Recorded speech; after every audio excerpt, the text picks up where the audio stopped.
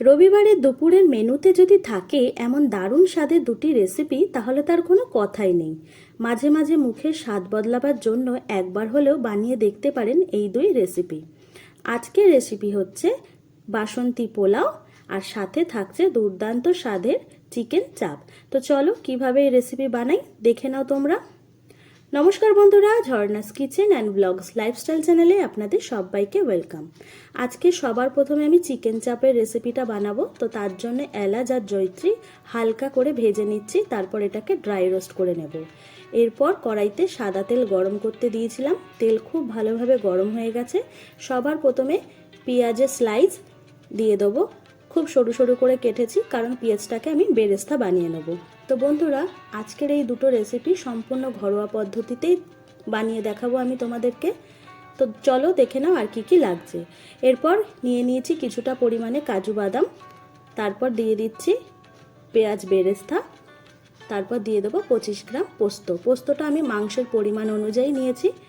তো সামান্য জল দিয়ে খুব ভালোভাবে এটা একটা পেস্ট বানিয়ে নেব। তারপর দেখো এখানে নিয়েছি চিকেনগুলোকে আমি নর্মাল পিস করেছি। তোমরা চাইলে চিকেন চাপের যেমন পিস হয় সেরকমও করে নিতে পারো। সবার প্রথমে চিকেনটাকে আমি ম্যারিনেট করে নেব। তার জন্য দেখো দিয়ে দিচ্ছি এখানে টক দই, তারপর দিয়ে দিলাম আদা রসুন কাঁচা লঙ্কা বাটা প্রায় 3 চামচের মতন, দিয়ে দিচ্ছি কাশ্মীরি রেড চিলি পাউডার আর স্বাদ অনুযায়ী লবণ। তারপর সমস্ত উপকরণ খুব ভালোভাবে চিকেনের সাথে ম্যারিনেট করে নেব।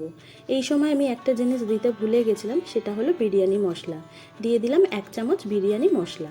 তারপর আবারও খুব ভালোভাবে ম্যারিনেট করে এটাকে প্রায় 30 মিনিটের জন্য ঢেকে রেখে দেবো।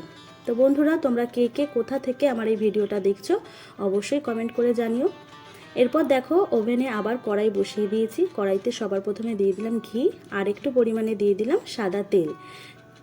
ঘি গরম হয়ে গেলে ফোড়নে এলাচ দারচিনি লবঙ্গ তেজপাতা দিয়েছিলাম। তারপর দিয়ে দিলাম বাকি আদা রসুন কাঁচা লঙ্কা বাটাটা, হালকা হাতে নাড়াচাড়া করে নিচ্ছি। এরপর দিয়ে দিলাম কাশ্মীরি রেড চিলি পাউডার। যেহেতু এখানে কোনো হলুদের ব্যবহার করব না, তাই রেড চিলি পাউডারটা দিলাম, এতে রঙটা খুব ভালো হয়। তোমরা চাইলে হলুদও দিতে পারো। তারপর দিয়ে দিলাম আগে থেকেই বানিয়ে রাখা পেঁয়াজ পোস্ত আর কাজু বাদাম বাটাটা। খুব ভালোভাবে আবারও তেলের উপর কষিয়ে নিয়েই দিয়ে দিলাম বাকি যেটুকু টক দই ছিল সেটা, প্রায় 2 চামচের মতন। আবারও খুব ভালোভাবে নাড়াচাড়া করে দিয়ে দিলাম ম্যারিনেট করে রাখা চিকেনগুলো। তারপর খুব ভালোভাবে সমস্ত উপকরণ সমস্ত মশলার সাথে চিকেনটাকে খুব ভালোভাবে নাড়াচাড়া করে 5-7 মিনিট মশলার সাথে আমি কষিয়ে নিলাম। তারপর 10 মিনিটের জন্য হাই ফ্লেমে ঢেকে রেখেছিলাম। এখন 10 মিনিট হয়ে গেছে, ঢাকা খুলে দেখাচ্ছি। দেখো চিকেন থেকে কতটা জল বেরিয়েছে।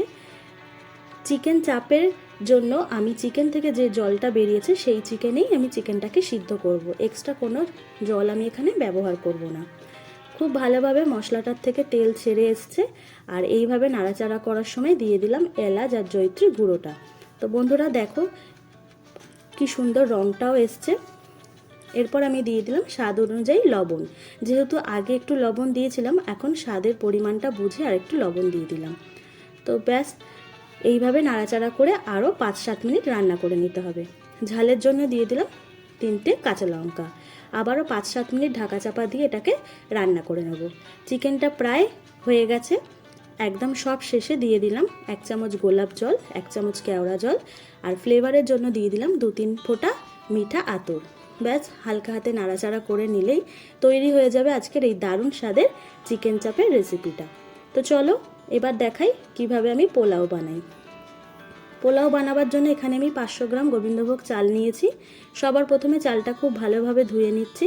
জলটা ফেলে দিয়ে একটা ছাঁকনিতে চালটাকে আমি এইভাবে রেখে দিয়েছি, এর ফলে চালের এক্সট্রা জলটা বেরিয়ে যাবে। তো দেখো এখন চালটা খুব সুন্দর ঝরঝরে হয়ে গেছে। এরপর চালটাকে আমি ম্যারিনেট করে নেব। তার জন্য সবার প্রথমে দিয়ে দিলাম 1/2 চামচ হলুদ গুঁড়ো, 2-3 চামচ ঘি আর সামান্য পরিমাণে আদা কুচি। তারপর সমস্ত উপকরণ চালটার সাথে খুব ভালোভাবে মেখে সাইডে রেখে দেবো। এরপর ওভেনে কড়াই বসিয়ে দিয়েছি, দিয়ে দিলাম ঘি দেওয়ার পরে দিয়ে দিলাম গোটা গরম মশলা তেজপাতা ফোড়নে। হালকা নাড়াচাড়া করে দিয়ে দিলাম কাজু বাদাম আর কিশমিশ। কাজু বাদাম আর কিশমিশটা খুব ভালোভাবে লাল করে ভেজে নিয়েছি। তো বন্ধুরা দেখো কি সুন্দর একটা গন্ধও ছাড়বে। ঠিক সেই সময় দিয়ে দিলাম ম্যারিনেট করে রাখা চালটা। এরপর হাতে সময় নিয়ে প্রায় 5-7 মিনিট চালটা আমি ঘিয়ের ওপর কষিয়ে নেব বা ভেজে নেব। তো বন্ধুরা, পোলাও কিন্তু এই চালের ঝরঝরে ব্যাপারটা আর জলের পরিমাণটা যদি ঠিকঠাক হয় তাহলে কিন্তু খুব ভালো হয়, খেতেও সুন্দর হয়। এই সময় দিয়ে দিলাম স্বাদ অনুযায়ী লবণ। চালটা ভাজা হয়ে গেছে, এরপর আমি জল দিয়ে দিলাম। এখানে আমি 500 গ্রাম চাল নিয়েছি, তাই জলের পরিমাণটা তার দ্বিগুণ দিলাম। তো ব্যাস, এটা এবার ঢাকা দিয়ে 10 মিনিটের জন্য রেখে দেবো। 10 মিনিটের ঠিক মাঝামাঝি সময় একবার ঢাকাটা খুলে দেখাচ্ছি। দেখো জলটা কতটা টেনে নিয়েছে। আর একবার ভালোভাবে নাড়াচাড়া করে নিলাম। এই সময় দিয়ে দিলাম স্বাদ অনুযায়ী চিনি। তারপর আবারও নাড়াচাড়া করে ঢেকে রাখবো বাকি সময়ের জন্য। ব্যাস, তৈরি হয়ে গেছে আজকে ঝরঝরে বাসন্তী পোলাও। সবশেষে দিয়ে দেবো গোলাপ জল আর ফ্লেভারের জন্য মিঠা আতর। তৈরি হয়ে গেল আজকের দারুণ স্বাদের দুটি রেসিপি, বাসন্তী পোলাও আর সাথে দারুণ স্বাদের চিকেন চাপ।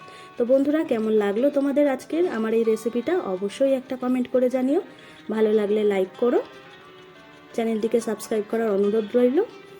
দেখা হচ্ছে তাহলে অন্য একটি ভিডিওতে। আজকের মতন টাটা।